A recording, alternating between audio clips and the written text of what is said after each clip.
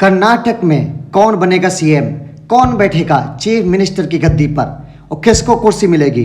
दोस्तों, ये सवाल सबके जहन में चल रहा है। दो नाम कांग्रेस के जो बड़े नेता हैं उनके चल रहे हैं, जो प्रबल दावेदार हैं। दोनों ही बड़े प्रभावशाली नेता हैं। एक का नाम DK शिव कुमार है, दूसरे सिद्धार्थ मैया हैं। दोनों कांग्रेस के बड़े ही प्रभावशाली नेता हैं और दोनों मुख्यमंत्री बनना चाहते हैं। और अगर आपसी सहमति से मामला हल नहीं होता है तो पार्टी के भीतर भी गतिरोध बढ़ सकता है।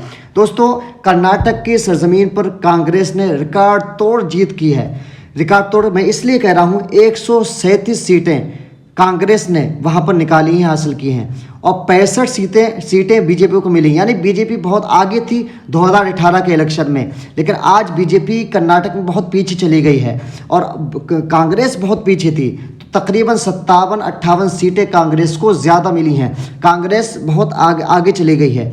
तो इसका मतलब क्या है, आखिर ऐसा कैसे हो गया?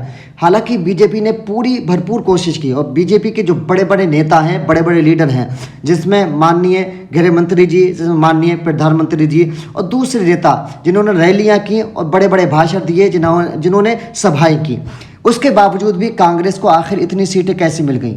दोस्तों, आपने खुद देखा होगा, बीजेपी ने जिस तरह से भाषण दिए, जिस तरह से उन्होंने सभाएं की और जिस तरह से पब्लिक को अपने फेवर में करने की कोशिश की, सिर्फ और सिर्फ नफरत की बात करने की कोशिश की।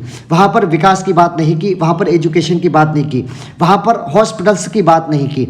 लेकिन कांग्रेस ने जो वहाँ के लोकल मुद्दे हैं, जो वहाँ की लोकल, यानी किसको क्या चाहिए, लोकल मुद्दे जो इंसान की ज़रूरतें हैं, कांग्रेस ने उसकी बात की। कांग्रेस ने वहाँ के लोकल मुद्दों पर चुनाव लड़ा, लोगों की बात की, कौम की बात की। दोस्तों, उसकी वजह ये रही कि आज जो है कांग्रेस 137 सीटों पर विराजमान है और बीजेपी के हिस्से में सिर्फ 65 सीटें आई हैं। दोस्तों, सोचने की बात है, हमारे माननीय गृह मंत्री जी, उन्होंने किस तरह के भाषण दिए। बजरंगबली का मुद्दा वहाँ पर बड़ा तेज़ी के साथ बना रहा। उसके अलावा द केरला स्टोरी को ऐसे वक्त में लॉन्च किया गया, जो फिल्म आई है कि जिसके ज़रिए सिर्फ और सिर्फ नफरत परोसने की बात की जा रही थी और एक विशेष समुदाय की तरफ टारगेट किया जा रहा था कि ये लोग कितने बुरे होते हैं, कितने बेकार होते हैं और किस तरह से ये हिंदू लड़कियों को अपने प्रेम के जाल में, लव जिहाद में फंसाने की कोशिश करते हैं। यानी हर तरह से पूरा प्रोपेगेंडा बनाया गया, हर तरह से पूरी कोशिशें की गई, रैलियाँ की गई, सभाएं की गई कि किसी भी तरह से इलेक्शन हमारे हाथ आ जाए, किसी भी तरह से हम जीत जाएं।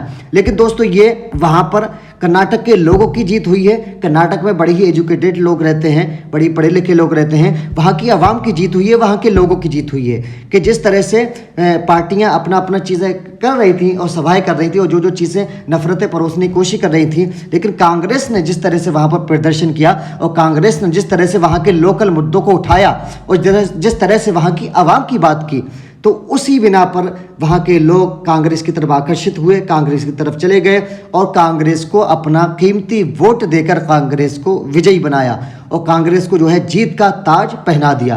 दोस्तों, कांग्रेस अगर वहाँ पर जीती है तो अपने मुद्दों पर, अब देखते हैं कांग्रेस ने जो वादे किए थे, कांग्रेस ने जो बातें कही थी, उन वादों पर कांग्रेस कितना खरा उतरती है, उन वादों पर कांग्रेस कितने पुख्ता उतरती है। दोस्तों, वहाँ पर अभी देखो सीएम का मामला चल रहा है, कौन सीएम बनता है, किसको सीएम की गद्दी मिलती है। आज बैठक है और आज कल में इसका फैसला हो जाना है।